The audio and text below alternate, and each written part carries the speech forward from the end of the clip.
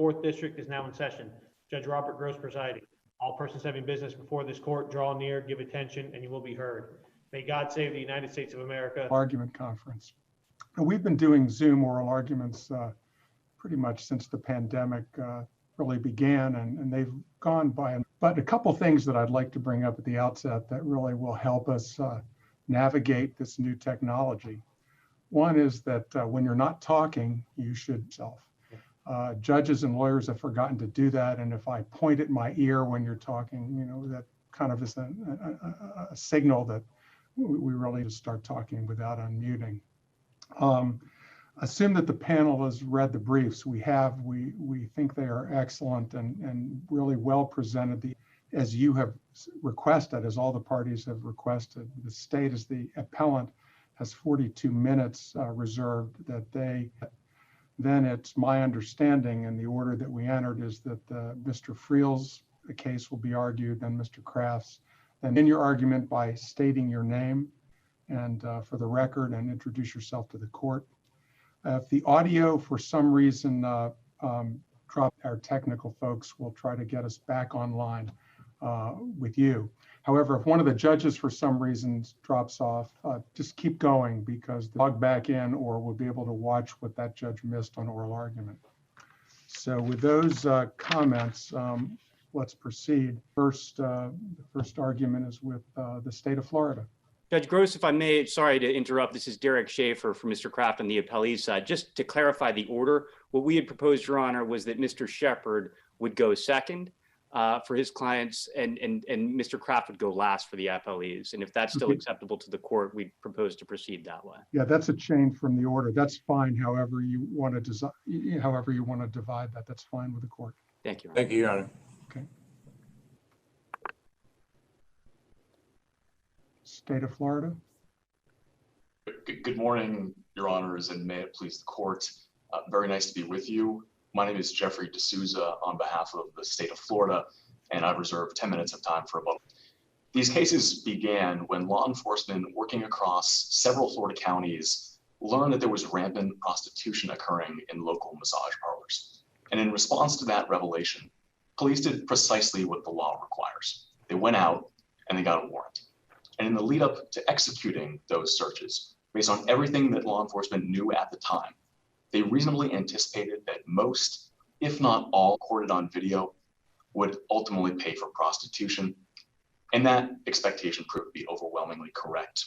In the Kraft and Zhang cases, for instance, 90% of the spa's customers paid for prostitution. In the Barofi case, that number was 94%. And in Friel's, 99% of the spa's customers entered those doors to pay for sex. And police knew ultimately that that's how things would play out.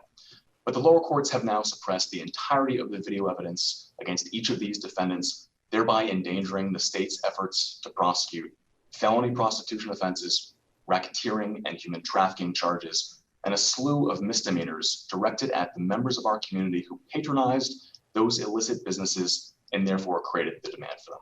I'll explain this morning why the court should reverse all four of those orders, and I'll try to do so in three main parts. First, there simply was no Fourth Amendment violation here, either as a matter of the warrant clause, because these warrants contained everything that the Constitution requires, or as a matter of the reasonableness clause, because given what police knew at the time and given the circumstances confronting them and the difficulties of this unique kind of search, their conduct was lawful. Second, even if you find that there was some police misconduct, the remedy could not possibly be the extreme remedy of total suppression that these defendants urge on you. And that's because of the good faith exception, because of ordinary Fourth Amendment standing principles, and because of the limited nature of suppression that applies in a case of this nature. And third, to the extent that the panel has any questions about the defendant's alternative arguments, I want to make sure that I spend a few moments talking about those. So I'll begin with the merits of these searches, which we believe were entirely lawful.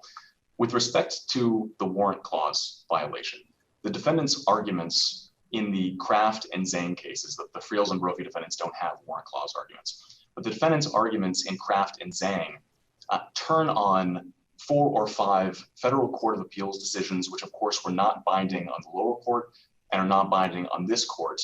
And some of those decisions suggest that the text of the warrant clause requires what courts have called talismanic minimization language in the scope of the warrant itself, in the plain text of the warrant itself. But that's not correct. And in fact, there is a dispute amongst even federal judges about whether or not the warrant clause imposes that additional requirement that is not anywhere within the text of the warrant. And we've cited, for instance, Chief Judge Kaczynski's excellent concurring opinion for the Ninth Circuit, where he explained that the text of the warrant clause just says nothing about minimization. That's not part of what the text requires. We've cited a few, the Vento decision out of the Third Circuit. That was a wiretapping case where the wiretapping order did not contain the talismanic minimization language. Has the Ninth Circuit adopted Judge Kaczynski's concurring opinion as the law in that circuit? No, it is not. And the majority opinion in that case said that minimization was a constitutional requirement. And so we acknowledge that there are cases out there that go the defendant's way. But the point that I'm trying to make is that there is a dispute. Vento said that the absence of that minimization language was a technical defect, a mere technical defect. In other words, language that is not required by the text of the warrant clause. So let me make 3 quick points about our warrant clause arguments, starting with the text of the Fourth Amendment itself. And the language of that text, the pertinent text, is that a warrant, quote, must particularly describe the place to be searched and the person or things to be seized. And that's what Dahlia and Grubbs out of the US Supreme Court have explained. That language only requires 2 things to go into the warrant as far as particularity is concerned. The first is the where. Where are police allowed to look for those items? And the second thing is, what are they looking for? What are the items to be seized?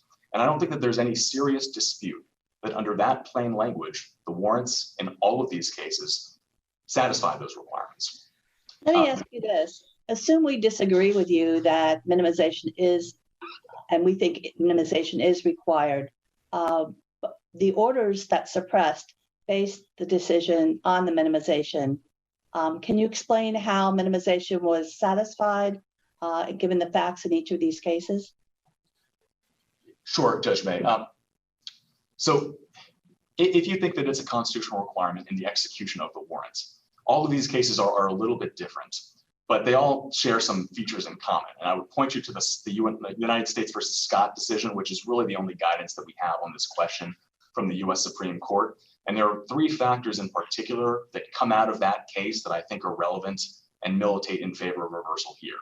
The first is you have to look at whether or not police are investigating a conspiracy, or what they reasonably believe to be a conspiracy. When that's the case, Scott and all of the lower federal decisions say police will have broader latitude. They may not know everyone who's involved. They may not know the modus operandi of conspiracy. And so we have that type of conspiracy in all of these cases, not only amongst the individual massage parlors themselves, but there was also testimony that they were interrelated and that police were working together across multiple counties. So number 1, you have a conspiracy, which means that less minimization, if any, is going to be required.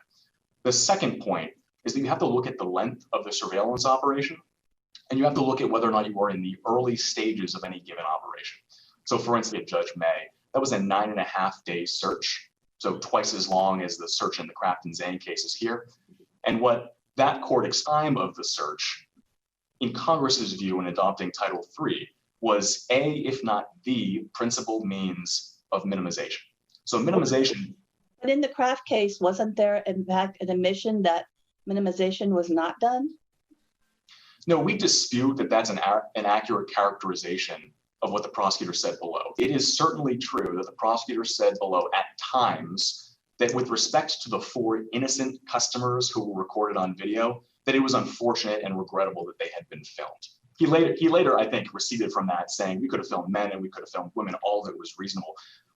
But I think the important point is that he limited that alleged concession to only those 4 individuals. And he actually said just the opposite with respect to all of the named defendants that we have actually charged with acts of prostitution. And so I would read you a quick quote from page 590 of that Kraft record. And this is lines 1 through 6. And here's what Mr. Credo said.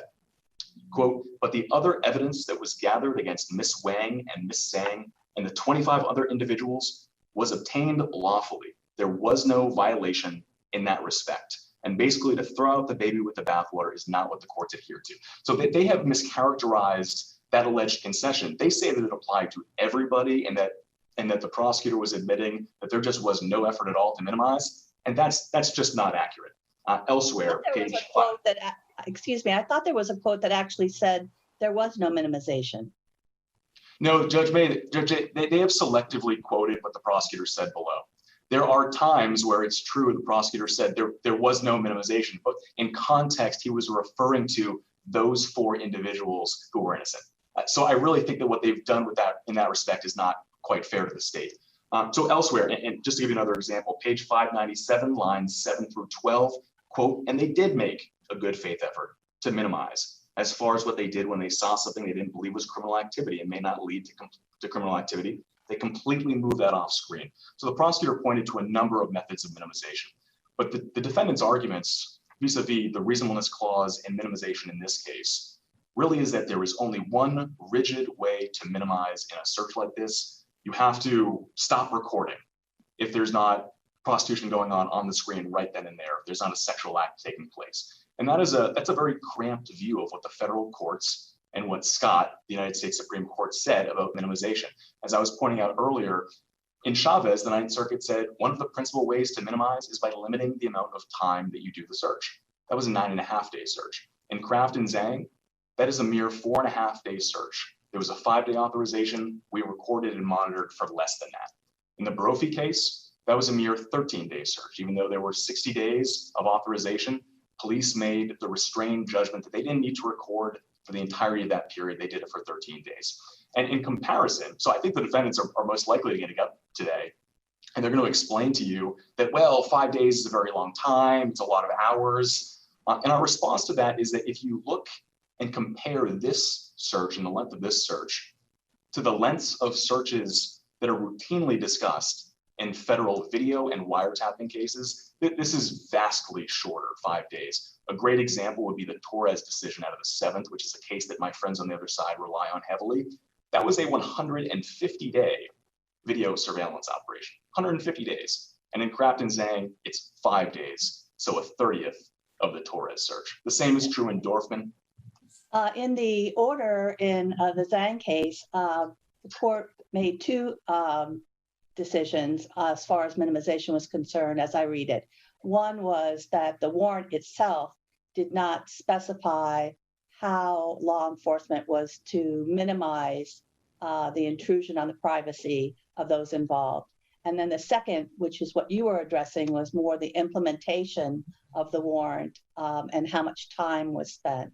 But the warrant itself in the Palm Beach County cases had nothing in there really about minimization other than citing a federal case.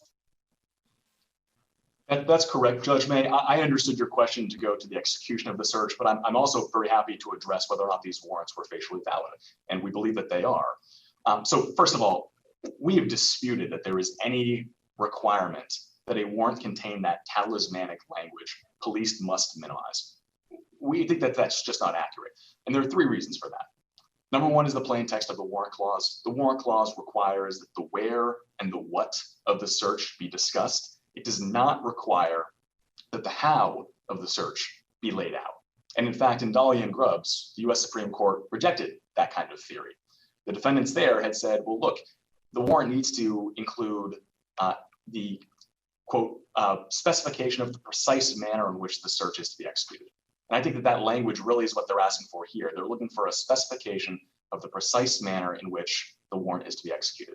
And the court in both of those cases rejected that theory, and it pointed out the particularity just encompasses those 2 things, the where and the what, not the how. And conceptually, minimization really is about the how of going about the search. And that's what Chief Judge Kaczynski was pointing out in his concurrence, that there has never been in the history of Fourth Amendment jurisprudence a requirement that when police go into a house, they search first in the office, then in the study, then in the kitchen, and only last in the bedroom. That kind of minimization. Mr. D'Souza, let me ask you this along those lines. So let's assume that, I mean, it sounds like the state's position here is that minimization really is not necessarily the law of the land, so to speak here. Does the state concede that the Fourth Amendment, though, does impose some limitations on video surveillance. I mean, are they strict limitations, relaxed limitations, no limitations if it's in good faith? Does the state concede that there are some Fourth Amendment limitations here that are imposed on this type of video surveillance? Of course, Your Honor. So video surveillance, we think, is subject to the precise same Fourth Amendment requirements as any other search. If you are intruding upon a person's reasonable expectation of privacy laid out in cats, then the police have to get a warrant. And not only do they have to get a warrant, but on the back end, that search has to be reasonable. But those are the two requirements that the Fourth Amendment lays out. There is no additional extra textual requirement that the warrant tell police to go ahead and minimize. You know, whatever it is that broad sort of amorphous language means. So as a matter of the warrant clause, I think it's very difficult for these defendants to make out a claim that the entire warrants here were invalid simply because there was no such language telling police to minimize. And again, I would point you to some of the federal decisions I talked about earlier, like Vento, where that language was missing. It just was not there. And the court didn't strike down the entirety of the warrant, instead said that was a mere technical defect. And we think that has to be right. So going back to Judge May's earlier question about the execution of the search and why we think it was reasonable, I was discussing some of those factors from Scott. So the fact that it's a conspiracy, the length of the search. Another one of those factors is you have to look at what time during the surveillance operation these searches happen. Because what Scott says is that if you're in the early stages, police are entitled effectively to a calibration period, a feeling out period, where they get to figure out, okay, here's conduct that is pertinent and here's conduct that is not.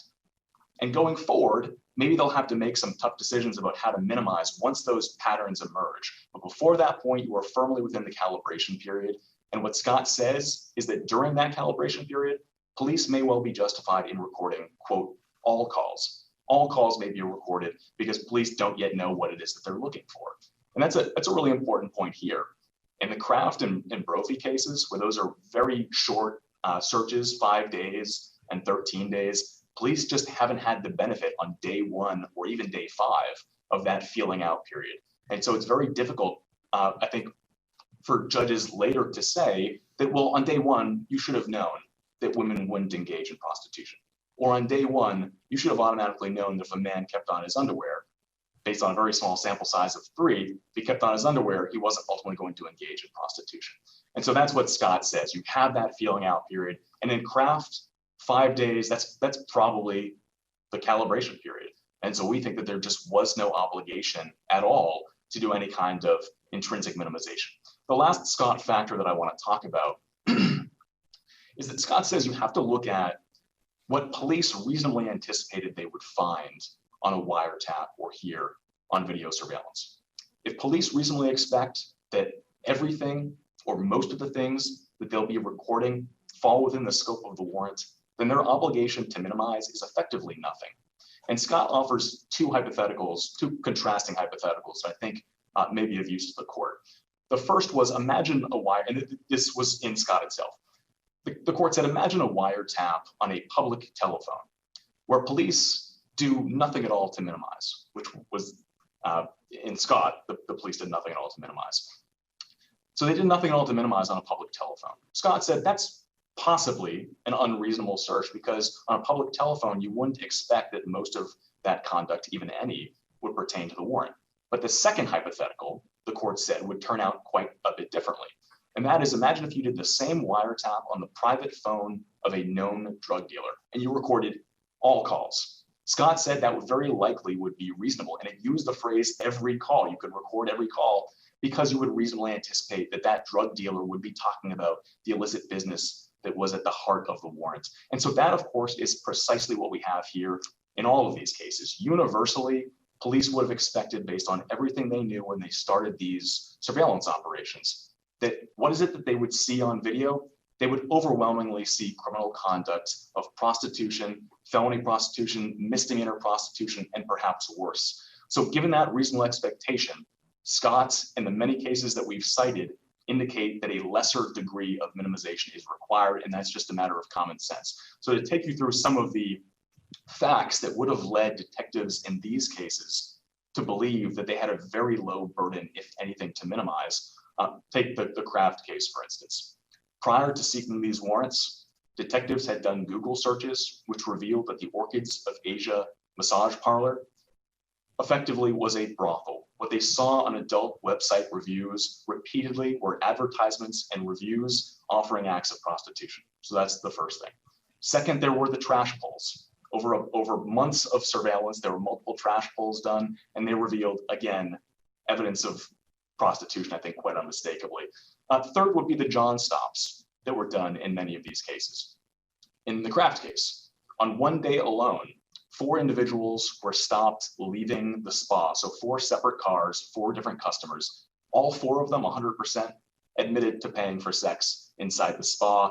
And we knew, of course, that it appeared, at least, that the women were living there because Karen Herzog, the health inspector, took photographs of the bedding, of the irons, of clothing, of pill boxes. And in the other cases, police explicitly testified that they had witnessed the women living there because at the end of the day, the women never came home and they were there offering prostitution again the very next morning. So all of those, not only are some of those red flags for human trafficking and more serious offenses, but overwhelmingly, these police would have thought when people go into these massage parlors, they do so to pay for sex. Let me ask you about that. Go ahead. I'm sorry, on the human trafficking aspect, because the affidavit for the search warrant only mentioned human trafficking in relation to the investigation that was going on in the other counties.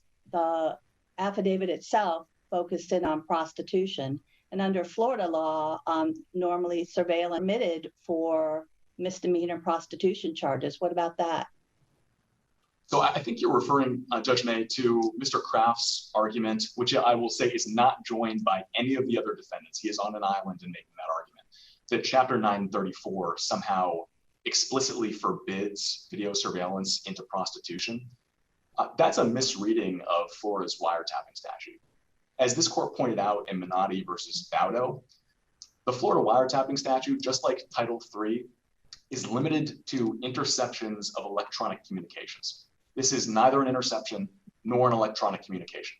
And so right, but that statute does not allow that for misdemeanors, correct?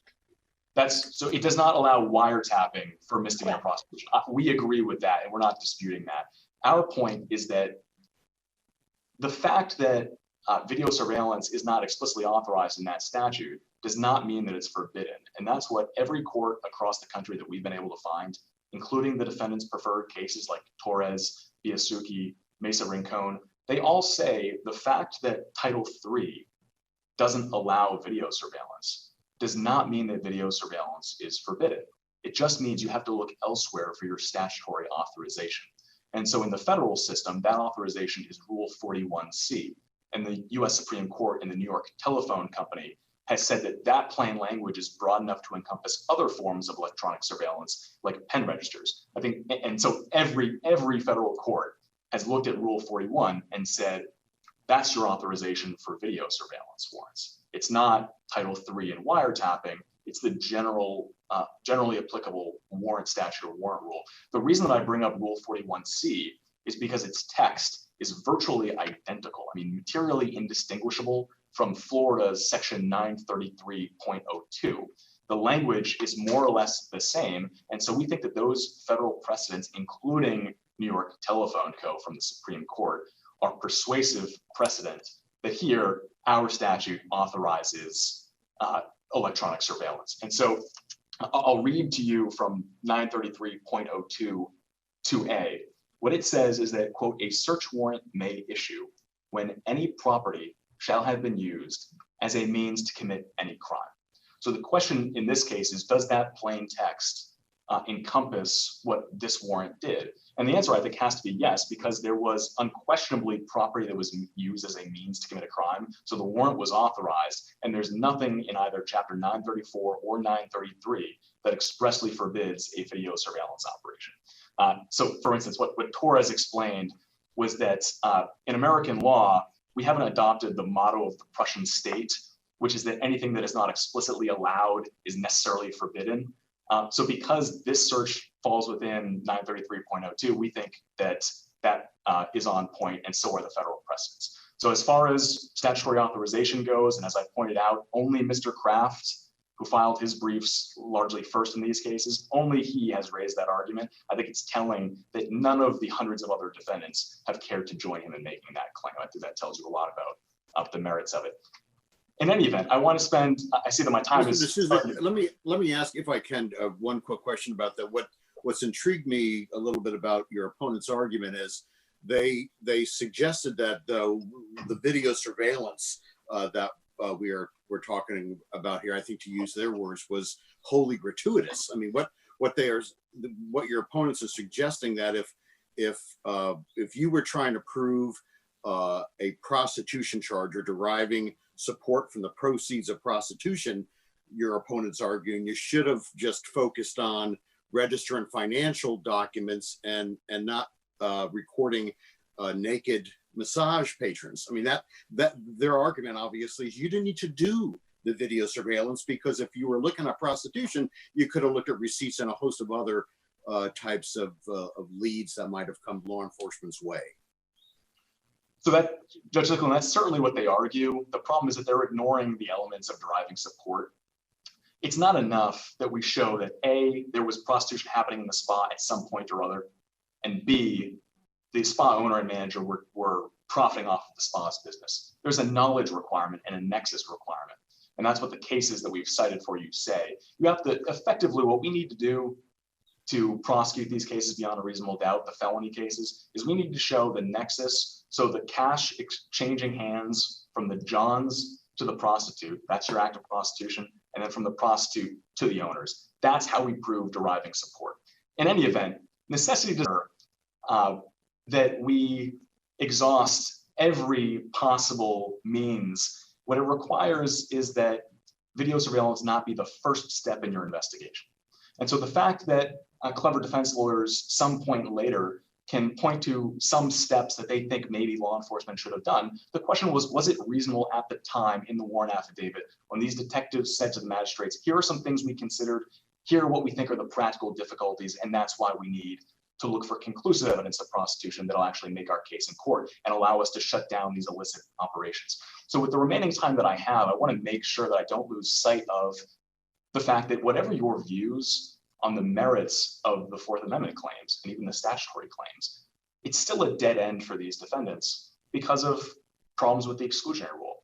They have to overcome the good faith exception to the extent that you think that there was a warrant clause violation, and they have to surpass standing hurdles and scope of suppression hurdles to the extent you think that there was some violation in the execution.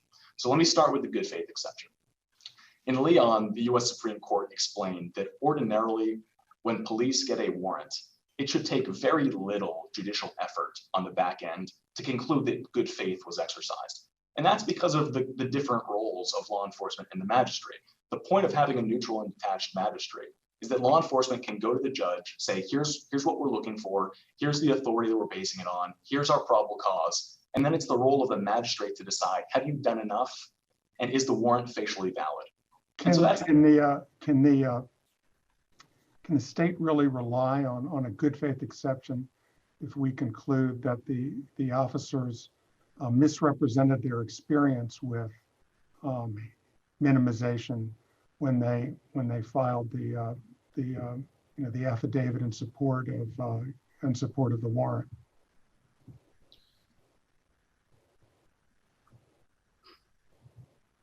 I want to make sure I give you a thoughtful answer on that. So our good faith exception arguments, Judge Gross, they go exclusively to whether or not the face of the warrant was valid. And so just to give you an example of why we think that the reliance on the face of that warrant had to be valid. First off, there's not a single Florida decision, and the lower courts acknowledge this, the dearth of Florida cases addressing video surveillance. And what. But look, the problem I'm having with that argument is that in securing the warrant, they cited the Mesa Rincon case, which is pretty extensive federal case. So the state cited that, and it seems to me that they can't disavow citing to it when they relied on it to secure the warrant in this case, in the Kraft case in any event. So Judge Gross, let me give you two responses on that point because I think it's an important one. First, the Mesa Rincon case, the language that a law enforcement officer would have seen in that case doesn't compel the conclusion that they're arguing. What it says is that a warrant has to be sufficiently precise so as to minimize the degree of the intrusion. And so that doesn't say to a law enforcement officer, the warrant has to say you must minimize. It just has to be sufficiently precise. And so in the Kraft warrant, when the warrant tells law enforcement that what you're looking for is evidence of prostitution, quote, specifically, the non-audio video recordings of individuals engaged in acts of prostitution, end quote. That's sufficiently precise. And so that law enforcement officer would have thought that's everything we need in this warrant. Point two, Judge Gross, is that in citing Mesa Rincon for this magistrate judge, we think that can only help us. Because what the law enforcement officer is doing is saying to the judge, look, it's an open area of law. Here is some federal case law which you may find to be influential. And ultimately, at the end of the day, having discharged that duty of candor to the tribunal, we think that when the warrant issues as is, that is a stamp of approval from the magistrate that I looked at your cases and I think that this is significant. The last thing I'll say about good faith, please. No, my understanding was that at the suppression hearing, the detective who secured the warrant admitted that he had never read and had no idea what Mesa Rincon stood for. And it seems to me that magistrates are in a position where, to some extent, they're relying on the experience of the law enforcement officers, to do the right thing and to be able to take the actions that bring a search within the ambit of the Fourth Amendment. So if I'm just focusing on the good faith issue, I mean, if the officer really misled the court on his experience and expertise, how can the state say that they acted in good faith in pursuing the warrant? I mean, it seems to undercut that whole argument. So Judge Rose, I think that goes to a problem in the execution more than a problem with relying on the face of the warrant. But I would push back against the premise. So Mr. Kraft certainly has impugned this officer by saying he fabricated his experience and training, that he fabricated having read Mesa Rincon. What Detective Crowley testified to at the hearing was that he hadn't personally read Mesa Rincon. What he had done was he had spoken to the ASA about the case and understood that it stood for this broad proposition about minimization. And so I think it's really difficult to argue that he flat out misrepresented his experience with the case. He did know what the case was about. It's just that he hadn't personally read it. But didn't he just borrow the language from the warrants that it issued in the 19th Circuit? I think so. I think that's probably what happened. But Judge Gross, our good faith argument assumes that there is some facial invalidity with the warrant, that it lacks that talismanic language. And our point is that the officer didn't misrepresent anything that would go to that point. The misrepresentation you're talking about, maybe it deals with his experience in executing such warrants, but I'm not sure it deals with whether or not he can rely on it in good faith. But the last thing I would say about this point, and I want to briefly move on to our remaining exclusionary rule arguments, is that in Pezos, this court said that it's significant in terms of the good faith analysis when an officer goes to the ASA, goes to the state attorney's office for the approval of the face of the warrant.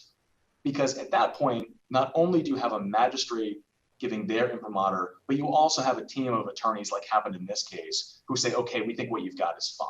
And when that's true, I think it's very difficult to say that relying on the face of the warrant is a violation.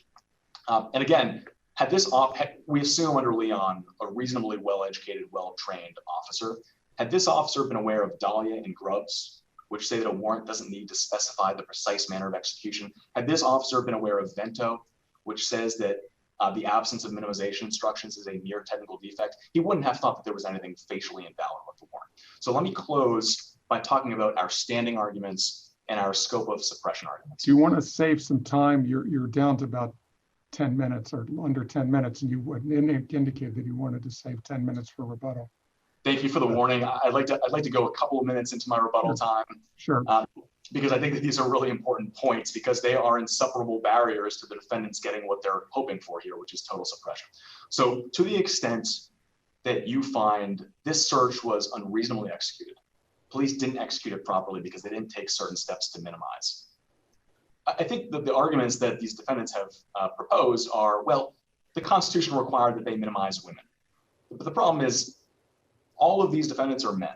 And so even if law enforcement had completely ceased recording women, Mr. Kraft, Mr. Brophy, Mr. Friels, they would still be before you. You would still have that evidence sufficient to convict them. The same is true of their claim that, well, look, police should have minimized when a man left on his underwear at the start of a massage. Well, these defendants didn't leave on their underwear. Mr. Kraft removed his immediately. His first massage was on day 2 of the operation.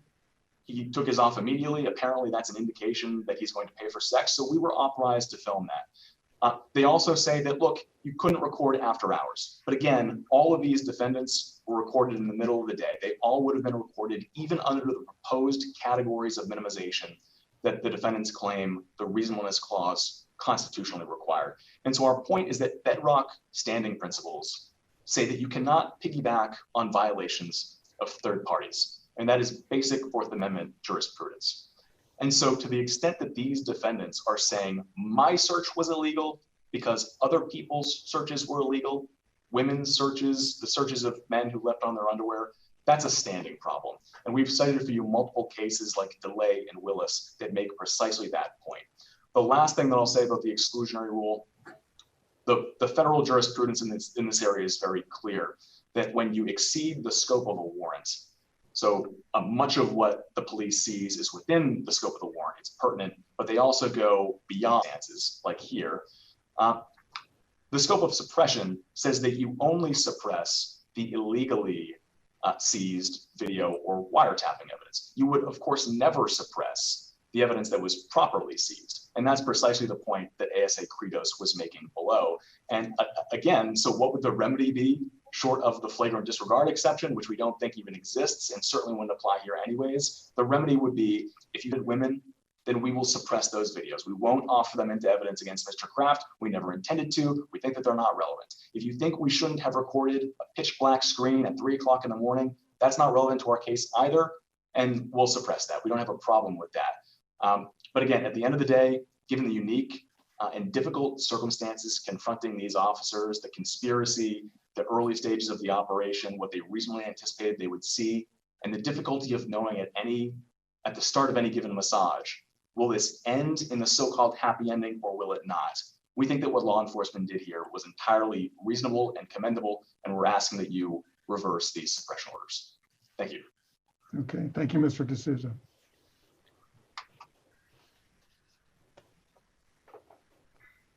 Good morning. May it please the court. Michael Ufferman on behalf of the appellees in the Brophy case and the appellees in the Friels case.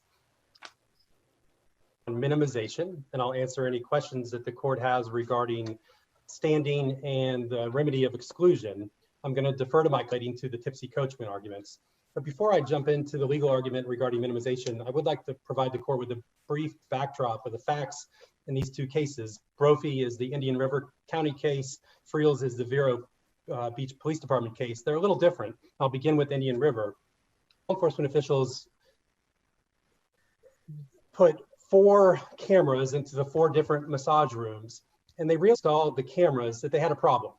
The way that they had installed the cameras allowed them to record either 0 of the rooms, 1 of the rooms, or all 4 of the rooms, but they could not record 2 or 3 of the rooms. And that was a problem because if there was a female that went in along with 2 men, they were faced with the issue of, do we record all of them, including the female engaged in legal conduct, or do we not record any of them? And that's important because they knew and they acknowledged during the hearing in my cases that none of the women that entered engaged in any illegal conduct. They knew that the women that entered the spa were engaged in legal activity.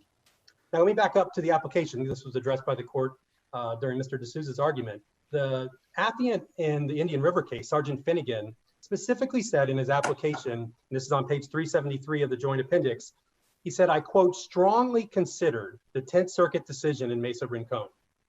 Now, any judge, as was mentioned earlier, when getting ready to allow for video surveillance, the most intrusive type of surveillance that's allowed under our law, would be worried that is law enforcement going to comply with the requirements for this very intrusive type of surveillance. But upon being informed that the affiant had strongly considered the guidelines that apply to video surveillance, the judge would have been comforted. But the judge went further in both the Indian River and the Vero case, and in Indian River in particular, and this is page 379 of the joint appendix. This order contains only one sentence that has bold language. And that one sentence says, while monitoring the premises to be searched, the sheriff shall take steps to minimize the invasion of privacy to any parties not engaged in unlawful acts. Only sentence that was bolded. And yet what happened? And I mentioned this earlier. Law enforcement realized early on, in Mr. D'Souza's words, in the calibration period, that wow, we have this problem. We are seeing women engaging in legal massages, they're disrobing, and we're recording them.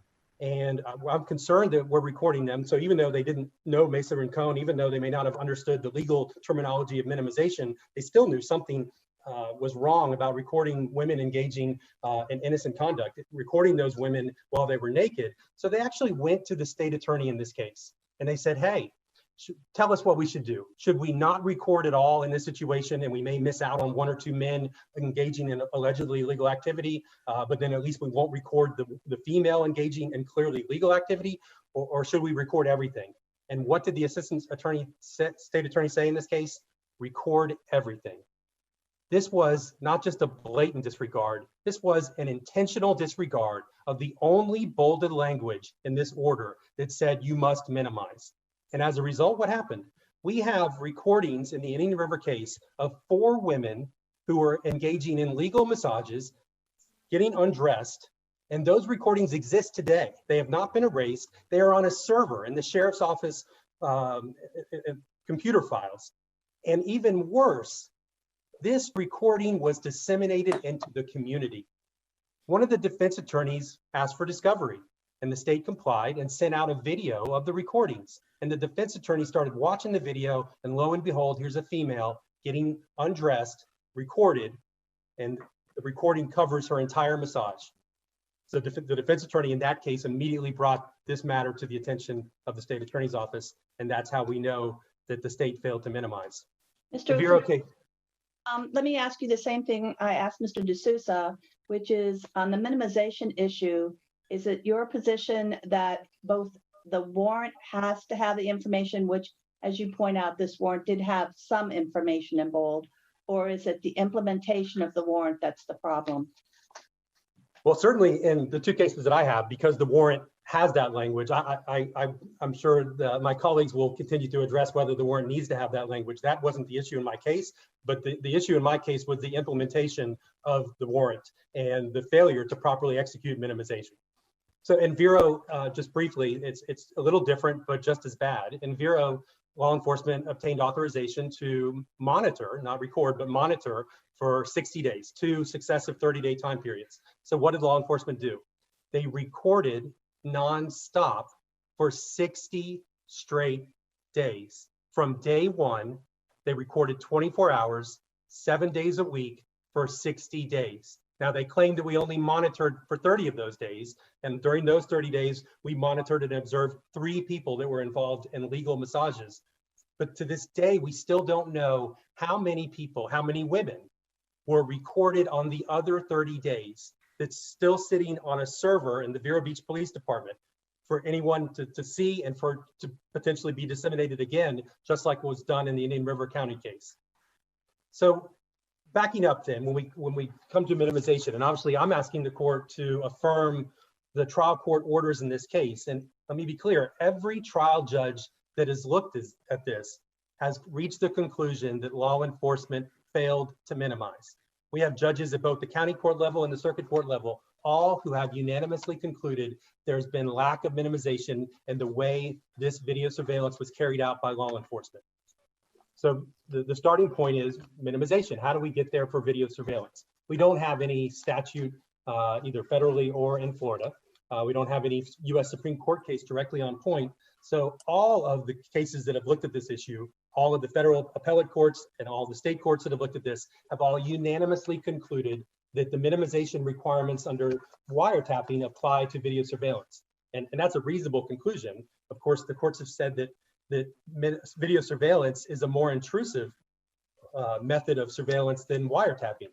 Courts have even compared wiretapping to being the pat-down search, and video surveillance would be the strip search. So clearly, if minimization applies to wiretapping, then it must apply to video surveillance. And again, Mesa Rincon is the lead case from the 10th Circuit, and every case that has looked at this has said that the Fourth Amendment requires minimization when you're going to engage in video surveillance. So the state argues that, oh, look, law enforcement, pursuant to Scott, their efforts were objectively reasonable for minimization. Let me begin with Indian River. That's clearly not the case. We have an intentional disregard of minimization. The very sentence in the order that says you must minimize. Law enforcement was given the opportunity. Look, early on in the calibration period, we did see a pattern. We could either choose to record women engaged in innocent activity or not record. What do? Let's go get guidance from the assistant state attorney, record everything. That's not just a blatant disregard, that's an intentional disregard. And I submit there's evidence in the record to support the trial court's conclusion that the law enforcement's activities in Indian River violated minimization. The same is true of Vero. So the state tries to say, look, we did minimize. We engaged in extrinsic minimization. We only monitored for 30 days. But what they never did is hit the stop button on the recorder. They recorded for 60 straight days. If you had to choose between which is the worst evil, only monitoring or only recording, the answer is clear. It's far worse to record, especially if you're going to record and not monitor. The only way law enforcement could even be aware whether there was a female engaged in legal conduct is to monitor what's occurring to see if a female walks into the spa. And at that point, if a female did walk in, they could hit the stop button. But in the Vero case, they never once for the entire 60-day time period hit the stop button. Everything was recorded. It still exists today. It could still be disseminated. It's on some server in the Vero Beach Police Department. So again, I submit that the judges that looked at this properly concluded that the efforts of law enforcement failed minimization in the Vero case. Mr. Efferman, let me ask you this question though. What about Mr. D'Souza's suggestion that, okay, we'll take that out. Don't, again, if you destroy it, it never gets in, no one's ever gonna see it. And we, the state, will agree to suppressing anything that may have inadvertently recorded innocent third parties. So that goes to the remedy. And so the starting point, I believe, well, the starting point is the exclusionary rule. And what's the point or the purpose of the exclusionary rule? The US Supreme Court has made it clear that the purpose of the exclusionary rule is to deter police misconduct. So in this case, when you have intentional disregard of the minimization requirement, they would serve the purpose of deterring future police misconduct to ensure that law enforcement does not in the future blatantly disregard the minimization requirements that apply to video surveillance. Again, going back to the judge at the beginning of this case who's getting ready to sign an order and would want comfort in the fact that law enforcement is going to engage in minimization. Well, the judge was assured that they were aware of minimization requirements, yet Sergeant Finnegan in this case, when asked at the suppression hearing, are you aware of Mesa Rincon? I've never read the case, but you said that you strongly considered it when you put it in your application. I just cut and paste that. It was a template that I used. So we have to deter that type of blatant disregard, that type of flat out lie in this case by law enforcement in their application that they were going to follow minimization guidelines. But beyond that, again, I think you go to the Florida Supreme Court case in Rodriguez. In Rodriguez, it's a wiretap case. There was a blatant disregard for the minimization requirements, and the Florida Supreme Court said in that situation, the only remedy is total suppression. And I would ask this court to follow the Florida Supreme Court in Rodriguez, but the Florida Supreme Court in Rodriguez is not alone. There's several federal judges that have considered the failure to properly minimize in the context of wiretapping, and many of those courts have reached the conclusion that the only remedy for a blatant disregard such as this is that it must be total suppression. There's the Carlisle case, which is the District of Maryland case from 1972, if I'm pronouncing that correctly. There's Simmels, there's Renzi, there's several cases where judges have concluded that the only proper remedy is suppression. And if I could quote from the judge in Carlisle, I think it's a very good analysis regarding that exact question. It's page 1046 of the opinion. And the judge in that case said the minimization requirement would be illusory if it were enforced on an item by item basis by means of suppressing unauthorized seizures at trial after the inception, is a fait accompli. Minimization must be employed by law enforcement during the surveillance, not by the court after the fact. The court goes on to say, if law enforcement knows that only innocent, in this case calls, would be suppressed, the government could intercept every conversation during the entire period of the wiretap with nothing to lose by doing so, since it would use at trial only those conversations which had definitive incriminating value anyway, thereby completely ignoring the minimization mandate. And that's exactly the point. If you don't suppress here, then minimization will mean nothing. There will be no deterrent effect in the future. Law enforcement can simply say that they are complying with minimization, cite 2 cases that they've never reviewed, and at the end of the day say, oops, judge, we were wrong, never looked at any of these minimization standards. But don't worry about it. At this stage, we are asking you to go ahead and do what we should have done at the time of the investigation. You please go through and evaluate if it would have been minimized, throw that out. If it would not have, if minimization would not have meant that the evidence would have been thrown out, keep that and we can use it. Again, that's contrary to the very basis of this warrant, certainly in these 2 cases. In both of these cases, Indian River and Vero Beach, the judges specifically said, you must minimize. In the Indian River case, it was bolded. The judge based the entire video surveillance on the contention that law enforcement would comply with minimization.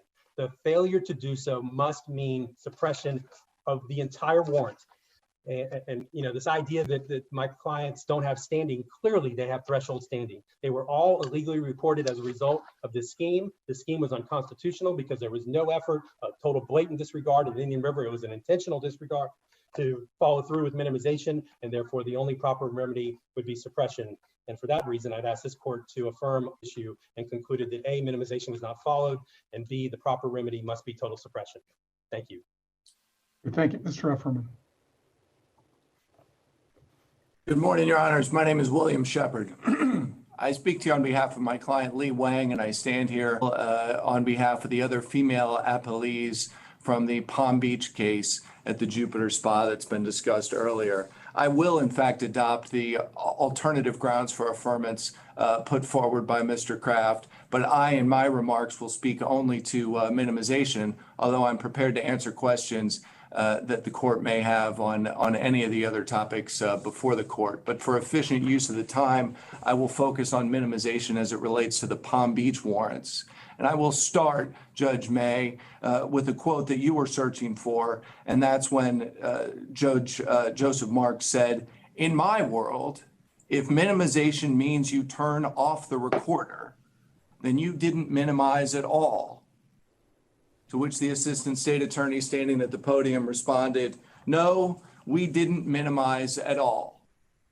That's the crux of this case. And Judge May, you're right. There are 2 failures to it. They didn't minimize in the documents themselves, and they didn't minimize in the execution of the warrants. Let me ask you a question about that, because I query whether who's got the responsibility of putting in the details of the minimization, the judge signing the warrant or the law enforcement officer that brings the warrant and the affidavit to the magistrate or judge?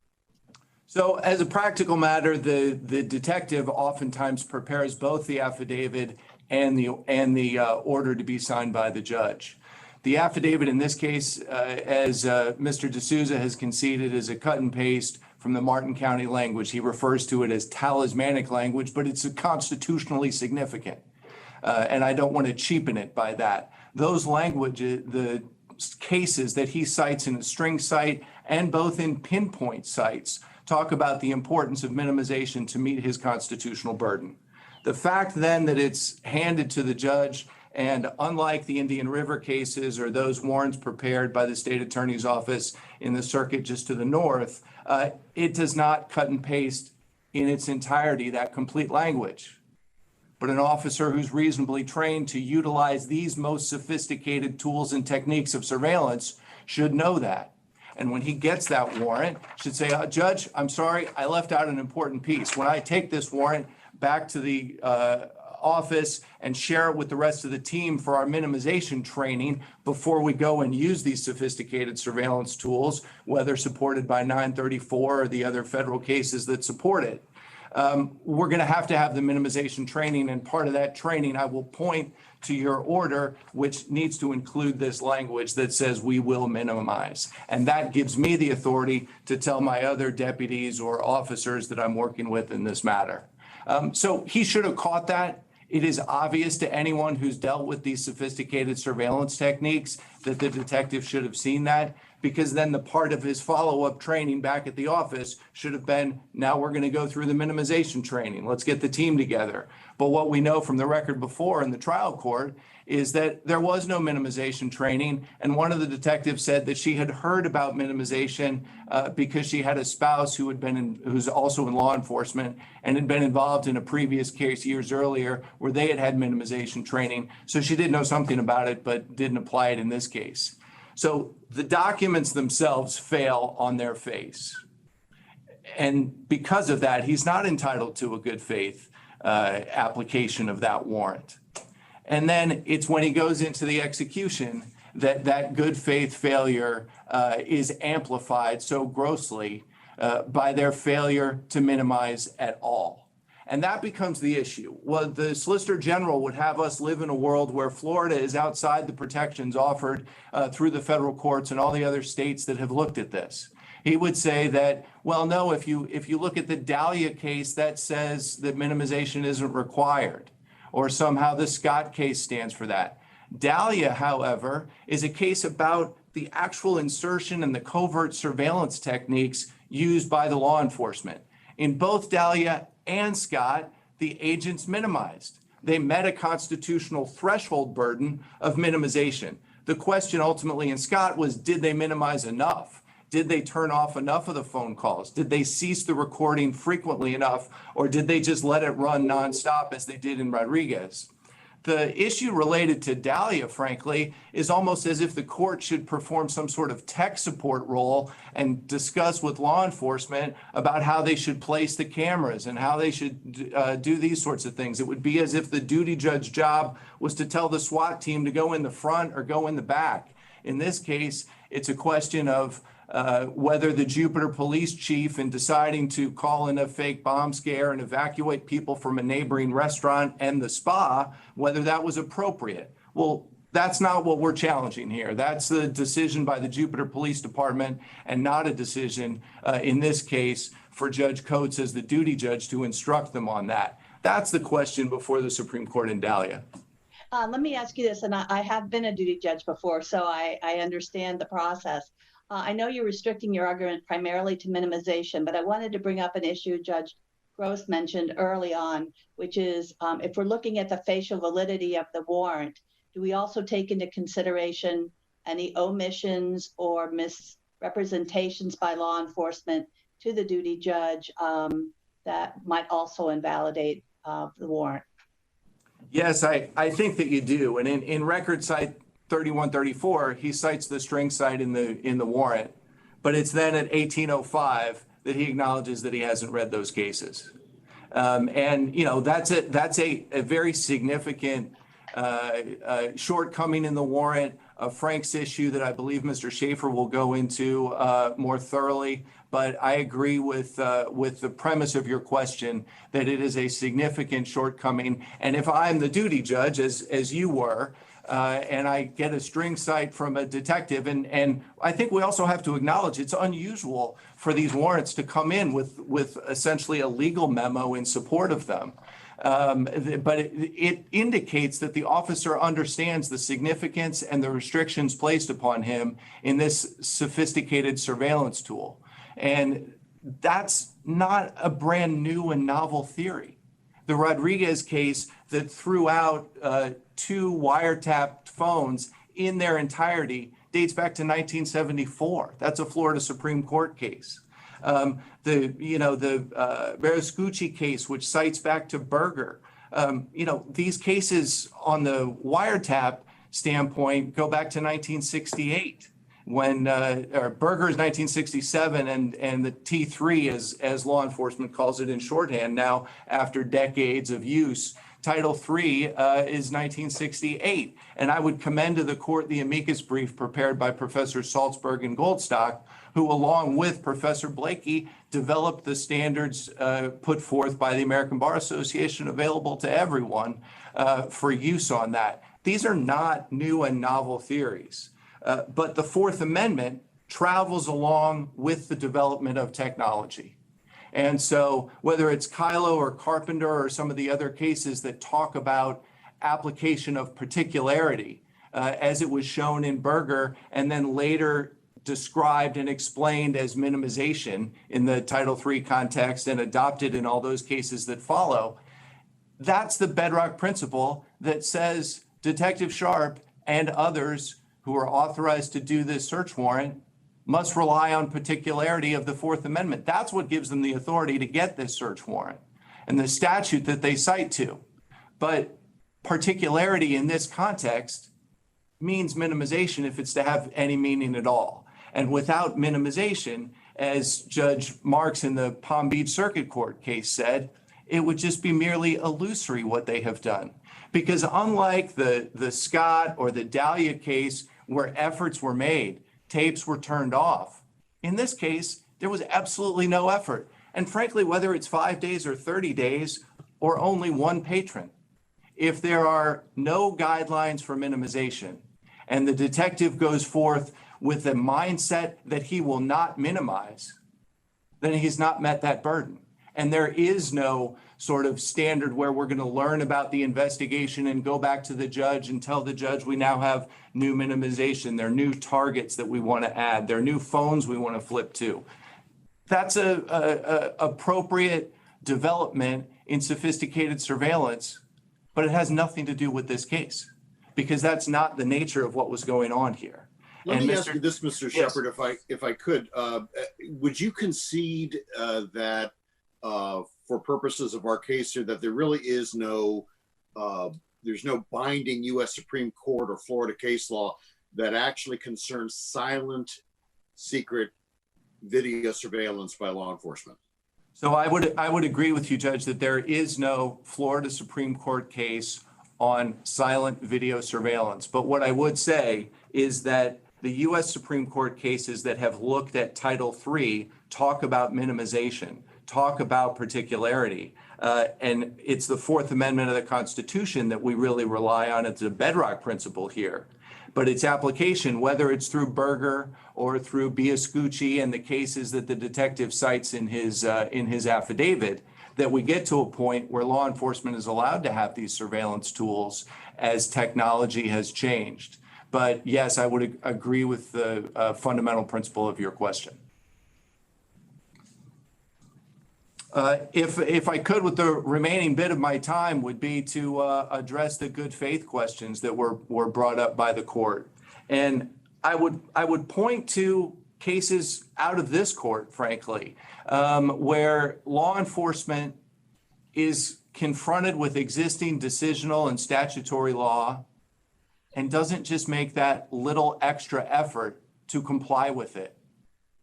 And the case that I would cite to you for that and cite in our brief is State v. Sun, where just a little extra effort to comply with the established law would have put law enforcement in a situation where they're complying with constitutional norms. But because they have failed to do that, they have failed to meet their good faith burden. And Judge Gross, as you said earlier, when the cases are cited, when the detective says, I have strongly considered these cases, and later we learn he's never read them, they can't meet a good faith burden. And whether he's read the cases or not, he's still bound by it because it's decisional law that's important and binding on this sophisticated surveillance and invasion into people's privacy. In an area, frankly, that I would point out is not only a licensed medical facility by the state of Florida, but is also protected by state statute. In which people are expected to have a right of privacy because of the nature of the setting, whether it's in a public bathroom, a department store changing room. All these areas have areas where the detective should be on note that there is special consideration. The next case I would point to on good faith, frankly, is State v. Ferrari. And that is a very significant murder for hire case in which law enforcement in Fort Lauderdale was trying to gather historic cell site information to place the shooter next to the victim in the traffic and to use that historic information. But because they failed to follow laws that were out there, and in that case, that there was no clear guidance for them to follow, but went ahead and did it anyway. And this is a question of whether they needed a court order or a subpoena to get that information. The court said, even in that serious of a situation, that seriousness of a case, there's no good faith that can come forward there. And the remedy must be total exclusion, just as Mr. Ufferman talked about. And I think that, yes, Judge, I'm sorry. Sum up, I just want to make sure I'm clear. Because the warrant in the Palm Beach County cases were different than the other two, it's your position that the minimization was violated both in the wording of the warrant and in the implementation of it.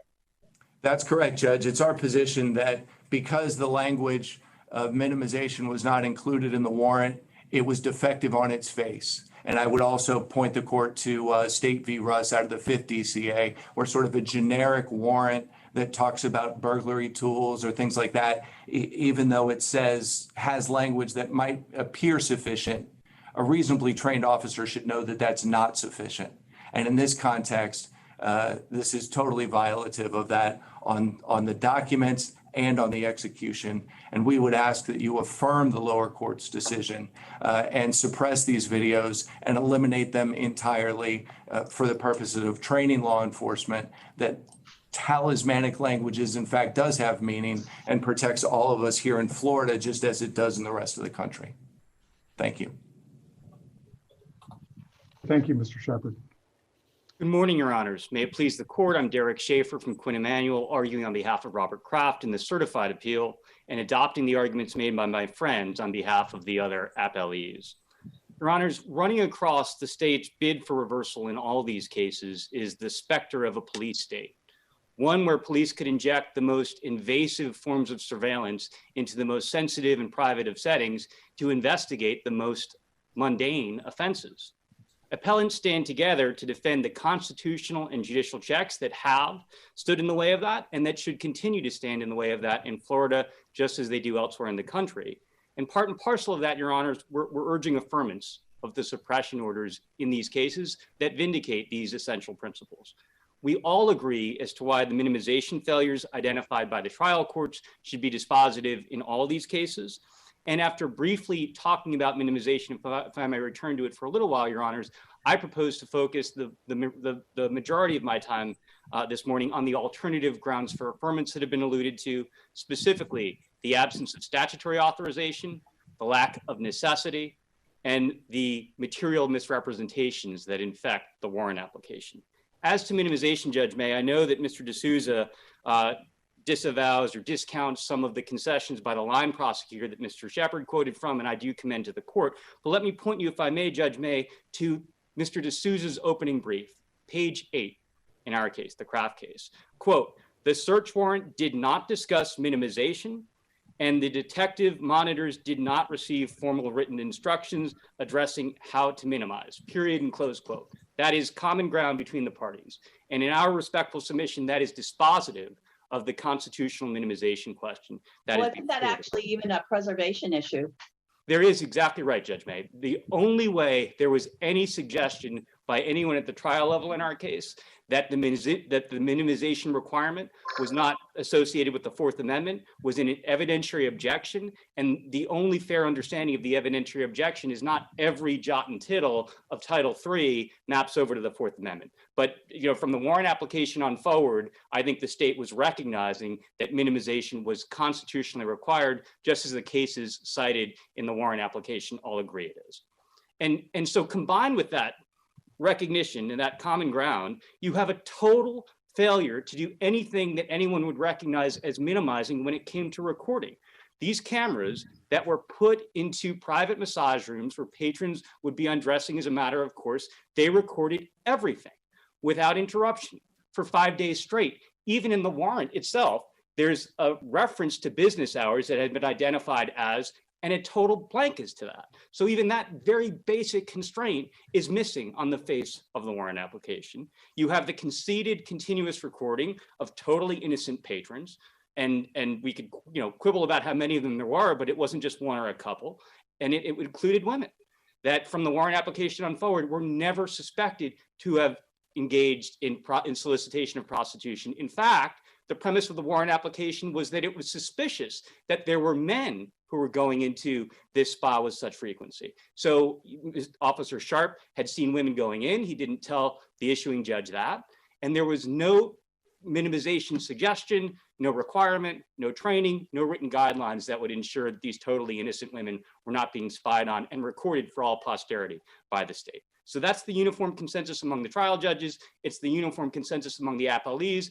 And in our case, there are 3 amicus briefs. Mr. Shepard referred to that of the professors. You also have the Due Process Institute, and you have the defense bar all agreeing that the minimization failures in our case were fundamental and dispositive and basis for suppression.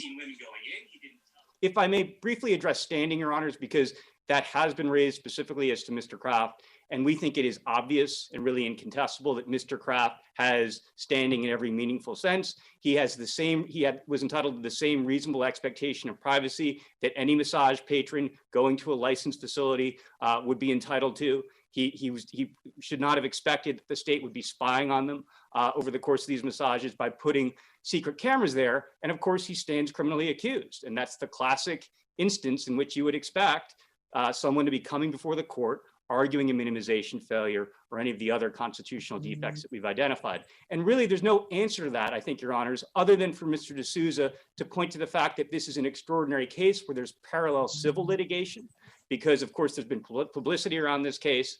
And some people have realized, oh my goodness, I may have gone to that massage parlor to get a massage, and I too was spied on and recorded by the state. So there is pending civil litigation. That's an extraordinary feature of this case, Your Honors. It's very difficult to bring those cases. It's even more difficult to succeed in those cases. And of course, law enforcement doesn't really feel a meaningful pinch because they're almost always indemnified. And in that civil case, this is something that Mr. D'Souza has not told you. I want to make sure the court is aware of, and we'd be glad to supplement for the court's benefit. The state has moved to dismiss that civil complaint, arguing that the officers are protected by qualified immunity, arguing that patrons have no reasonable expectation of privacy, and also arguing, Your Honors, that those patrons suffered no cognizable injury. In the state's words, it's purely a de minimis injury, and those innocent patrons are not in a position to claim any cognizable damages. So in that case, the civil patrons cannot bring, the innocent patrons, concededly innocent patrons, can't be heard in court. And then in the criminal case where it's incontestable that our clients are being prosecuted and have Fourth Amendment standing, the state tries to get off the hook via a standing argument. Obviously, that's perverse, Your Honors, and I don't think that this court should condone that argument any more than the trial courts did. And again, we'd be glad to supplement with the relevant submission. By the way, that civil case has been stayed, and the motion to dismiss has been denied as moot until civil litigation may resume. Having said all that, Your Honors, I propose to turn to the absence of statutory authorization here. Notably, the warrant application relied upon Section 934. That's what the affiant swore to as his basis for his authorization. And I think it is open and shut for the reasons that you were discussing, Judge May, that 934 does not supply the authorization for this sort of surveillance technique. And what is more, the legislature has withheld authorization for even use of a wiretap when it comes to investigating prostitution offenses of any kind. So the legislature has made that judgment. The Florida Supreme Court has acknowledged the same in the Rivers case. And courts have all agreed that video surveillance is, if anything, even worse. It is more invasive than audio surveillance. So how, Your Honors, could we conclude that the legislature has authorized the state to do via video surveillance what it cannot do via audio surveillance in investigating prostitution? That's just not, in our view, a sensible or a plausible construction in the legislative intent. And again, I think it is common ground between us that Section 934, which was the sole premise for the warrant application, did not supply authorization. And the last thing I'll note, Your Honors, this is a sneak and peek warrant. Okay, this is a warrant that withholds notice that the state is in fact relying upon an issuing judge's authority to come into private premises and put surveillance into the most private and sensitive of settings. The state can't just do that, Your Honors. They need some authorization for it, and nothing the state has cited supplies that very special and very dangerous authorization if it's not properly controlled. So we think that the absence of statutory authorization is also dispositive, and it is an alternative basis for affirmance under the Tipsy-Coachman doctrine. Let me also ask you this, because one of the things in the affidavit was that you couldn't use general law enforcement techniques by sending an undercover officer in for a variety of different reasons. And yet, in one of the other cases, they in fact sent an undercover officer in twice. In this case too, Judge May, in this case too, I would point, Your Honor, to the record 2956 to 58 in our cases, where Officer Sharp testifies that contrary to what he submitted in the warrant application, right after he got authorization from the issuing judge, they put in an undercover officer into this spot. I didn't mean to interrupt, Your Honor, but I think it's important to underline that point. There's several cases here, so getting all the facts right in each one is a little challenging. And Judge Sickland, we stand by our submission that it was wholly gratuitous to resort to this very dangerous, problematic, invasive form of surveillance here. And there's no question of standing. It's a gating issue. I think it is absolutely clear under all the cases that have decided this question that the Fourth Amendment requires a showing of necessity before the state can put covert video surveillance into private settings. And that necessity showing is heightened. The demands are heightened the more private and sensitive the setting. And here we're talking about private massage rooms where patrons would be undressing as a matter of course. So the state has an especially high bar it needs to clear in order to establish necessity. And my best authority for the proposition that they didn't come close to clearing it, Judge Sickland, is Mr. D'Souza. Because Mr. D'Souza tells you what is clear from the warrant application, that the state had been successful in stopping male patrons coming out of the spot, went 4 for 4 in obtaining their confessions that they had paid for sex acts while they were at the spot. That's in the warrant application. The state had also been successful in recovering physical evidence via trash pulls. That's in the warrant application. And it's also in the warrant application that they got credit card receipts and a spreadsheet as to the financial aspects of these transactions. So it's not just that traditional investigative techniques could work in this case, just as they've worked in prostitution cases since time immemorial. It was working. By all indication, traditional investigative techniques were perfectly fit for purpose. And that's why Mr. D'Souza can say, look, it was no surprise what was uncovered, according to law enforcement, when they started spying on the spa, because they knew what they were going to find. And indeed, they already had abundant evidence of it. So there's really no coherent necessity justification that can be found from the state. That's my respectful submission, Your Honors. And if I give the state every benefit of the doubt, what they were still looking to prove is not that there were sex acts that were being performed and being paid for inside the spa. It's that proceeds were being derived and that those proceeds were going into the register. Well, look what the warrant application and what the warrant tell you about where evidence of that would be found. It's at the front lobby of the business is where the exchange of money is believed to be occurring. You can find that in the record 3260. That's the warrant application, and 3264. That's the warrant itself. And let me ask you this though: how much credibility or credence or emphasis though do you put on the notion that the state argues that they legitimately thought we had some human trafficking going on here? What about that? Respectfully, Judge Sickland, I give it no credence. I give it no credence. It was innuendo and it was smoke. In the warrant application, there was no claim that human trafficking was being investigated. That's not among the offenses in the warrant. The only offense that is specified is derivation of proceeds. And the moment the state came into court at the trial level, they said that the videotapes here could become public because the statutory exception that would apply in Florida if there were any suspected victims of human trafficking was categorically inapplicable. They knew that this was never a human trafficking case. Law enforcement knew it. The issuing judge knew it, and every judicial officer who's touched this case knows it. And in fairness to Mr. D'Souza, I don't hear him claiming that there was a serious interest in investigating human trafficking here. To the extent there's any suggestion of it, it was borrowed from another county. It was copied and pasted. And so that's my answer, Judge Sickland, as to that point. I really do think that in this case, in this county, the investigation was focused to, and this is in R3259, the warrant application says, most importantly, we want to prove the derivation of proceeds, and that's going into the front register. And that's, if there were going to be any cameras, that's where the cameras should have gone. There's no cogent explanation for why the state needed to go so far as putting covert surveillance cameras in private massage room in order to prove its prostitution case or the derivation of proceeds case. And again, even as to the financial records, they already had that from a trash bowl. So I think they could have subpoenaed it. They could have looked for financial records at the front register. Not only did they not try to do any of that, there's no substantive explanation in the warrant application as to why that would not have worked perfectly well. I'm sorry, Judge Gross. Can I just ask you one quick question? Was there any challenge to the stop of your client?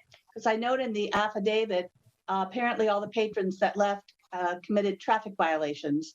But in your client's case, he was simply stopped leaving.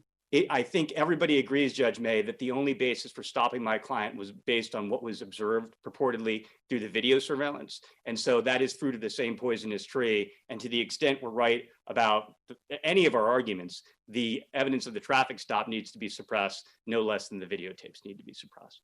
Thank and you. If I may turn now to the Franks application, Judge Gross, you already put your finger on it. I would simply confirm your point that there were obviously and incontestably false statements that were made under oath in the warrant application that were very material to the issuing judge, to the reasonable issuing judge. I'm not suggesting you need to go this far in order to affirm, but I think you would need to reach these issues if you didn't agree with our other arguments. And I think that they are compelling. Officer Sharp claimed to have specialized training and experience in the investigation of prostitution organizations. In fact, he hadn't taken a single course that went beyond what any law enforcement officer would get. And it was his first investigation into a prostitution organization. You can find that at R2442 and 43.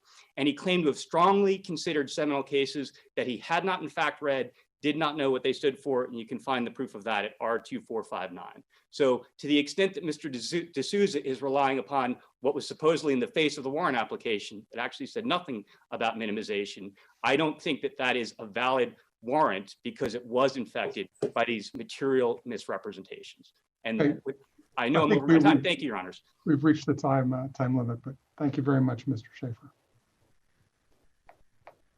So if I could ask, before my clock starts running, if the court would indulge me and give me a minute just to gather my thoughts. It's been a lot of argument from these defendants. Thank you. I'm going to let you know, Mr. D'Souza, I have a question for you to begin your oral argument. So tell me when you're ready to start. Very, very good. Just another moment. Thank you so much.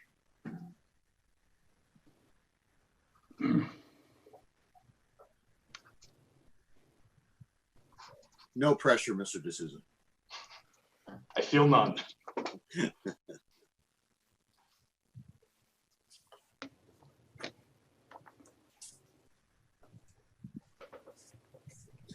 Okay, Judge Gross, I'm ready to proceed. I'm happy to answer your question. Okay, one of the things that, I've read your brief very carefully and, you listened to your argument. And frankly, one of the things that concerns me is your reliance on a textual approach to reading the Fourth Amendment. I mean, certainly, that was the method that the Supreme Court used in Olmstead versus the United States in Chief Justice Taft's majority opinion to decide that an off-site wiretap of a bootlegger's premises, a bootlegger's phone, didn't fall within the Fourth Amendment. But of course, we remember Olmstead because of Justice Brandeis's dissent, which the Supreme Court adopted in 1962. So since 1962, the Supreme Court, it seems to me, in their jurisprudence, has not taken a textual approach to the Fourth Amendment. And really the key cases are Berger and, the cases that followed, and even up to Kelo, Justice Scalia, who wrote Kelo, wasn't taking a textual approach to the Fourth Amendment. As recently as in Carpenter, Chief Justice Roberts cited Brandeis's dissent in Olmstead with approval. So my concern is that you really are trying to get us off on the wrong foot by focusing on the language of the Fourth Amendment when we should be focusing on the Supreme Court jurisprudence and the federal jurisprudence that appears to follow that and is heavily weighted against you. That's it. So Judge Gross, maybe this is my judicial conservatism talking, but I think you always start with the text of a constitutional provision, and that has been true as recently in warrant clause cases as 2006 in Grubbs. And so I'll read you some language that the court wrote in Grubbs. Quote, nothing in the language of the Constitution or in this court's decisions interpreting that language suggests that in addition to the requirements set forth in the text, search warrants also must include a specification of the precise manner in which they are to be executed. That's Grubbs at page 98. That is a purely textual analysis that the warrant clause only encompasses what the warrant clause says that it does. And we think that alone is fatal to their claim that this warrant needed some talismanic minimization language. Even post Katz and Berger, and clearly, we're pretty far down the road. I think Judge Posner said in one of his cases, pretty far down the road on Fourth Amendment, jurisprudence. And it seems to me that the Supreme Court is really focusing on what began with Katz and has continued to apply that, certainly in Carpenter in those cases. So, that's really the concern I have. I understand that you begin with a text, but in the Fourth Amendment, the Supreme Court clearly has looked beyond the text to decide, what's fair and what's not fair under the amendment. Your Honor, the cleanest answer I can give you to that is I would recommend that if you have 5 minutes, read pages 97 through 99 of Grubbs, which is a 2006 Supreme Court decision. Okay. So there's obviously a lot to say, and I've given myself precious little time to say it. So I'll just hit some key points. First of all, it's hard to put one's finger on exactly what it is that these defendants wanted the warrant to say.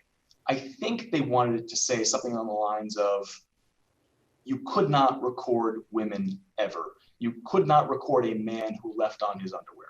And so they're asking a magistrate judge to draw unfounded gender stereotypes and assumptions and put it into a warrant. They're also asking the judge to predict what is impossible to predict, which is what patterns law enforcement would see. And that, I think, illustrates the absurdity of their position that prior to the execution, a judge must predict what will be pertinent and what will not. That really is untenable. Second, with regard to the traffic stop, Judge May, that argument has been waived. We haven't briefed it because they haven't raised it. And I think that has to be the end of it. I'm not prepared to talk about an issue that has not been briefed and raised. With respect to the undercover officers and necessity, the necessity requirement prevents video surveillance from being the very first stop along the way of an investigation.